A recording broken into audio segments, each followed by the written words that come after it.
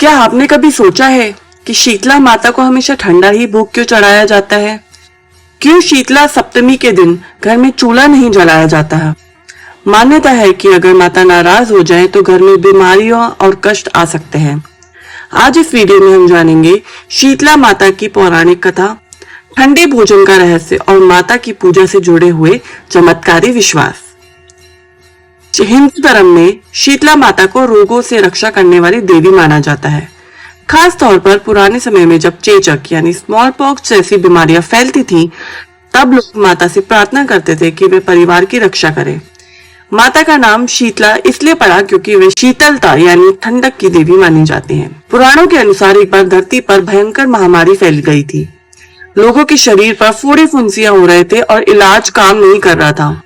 तब देवी ने शीतला माता का रूप धारण किया और एक झाड़ू, कलश और नीम के पत्ते लेकर लोगों के रोग दूर करने लगी। माना जाता है कि झाड़ू से वे रोग को साफ करती है, कलश में औषधीय जल होता है और नीम के पत्ते बीमारी को दूर करते हैं।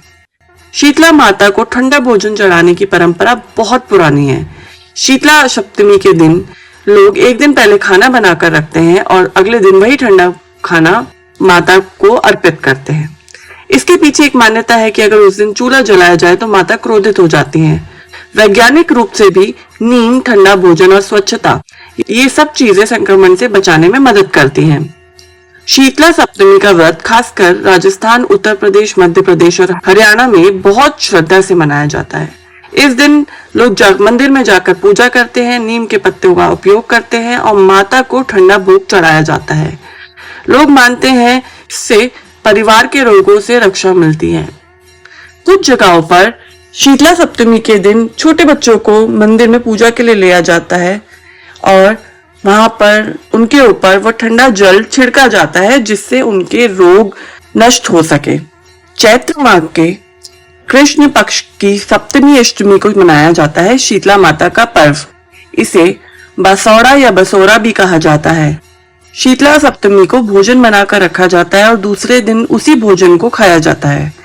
इस दिन विशेष प्रकार का भोजन बनाया जाता है। कहते हैं कि इस देवी की पूजा से चेचक का रोग ठीक हो जाता है।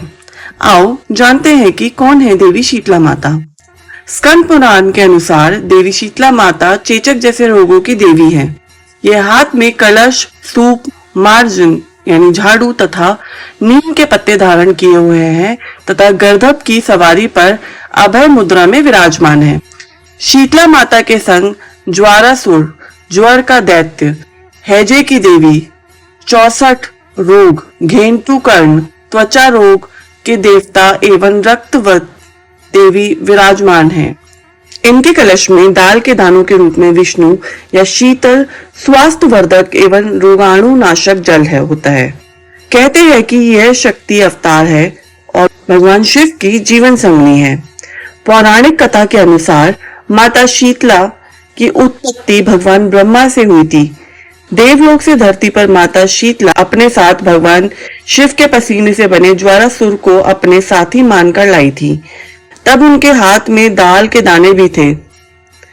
उस समय के राजा विराट ने माता शीतला को अपने राज्य में रहने के लिए स्थान नहीं दिया था तो माता क्रोधित हो गई थी। उस क्रोध की ज्वाला से राजा की प्रजा को लाल लाल दाने निकल आए और लोग गर्मी के मारे मरने लगे। तब राजा विराट ने माता के क्रोध को शांत करने के लिए ठंडा दूध और कच्ची लस्सी उन पर चढ़ाई। तभी से हर साल शीतला सप्तमी या अष्टमी पर लोग माँ का आशीर्वाद पाने के लिए ठंडा भोजन माता को चढ़ाने जाते हैं। स्कंद पुराण में इनकी अर्चना स्त्रोत को शीतलाष्टक के नाम से व्यक्त किया गया है।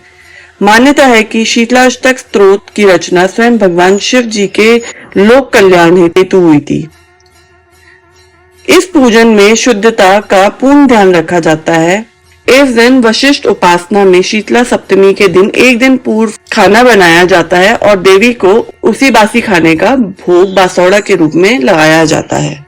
भले ही आज मेडिकल साइंस बहुत आगे बढ़ चुका है, लेकिन आस्था आज भी लोगों को सकारात्मक ऊर्जा और विश्वास देती है। शीतला माता की पूजा हमें साफ सफाई, स्वास्थ्य और प्रकृति के महत्व की याद दिलाती है। अगर आप भी शीतला माता के में श्रद्धा रखते हैं तो कमेंट जरूर करिए और उसमें जरूर लिखें शीतला माता की जय।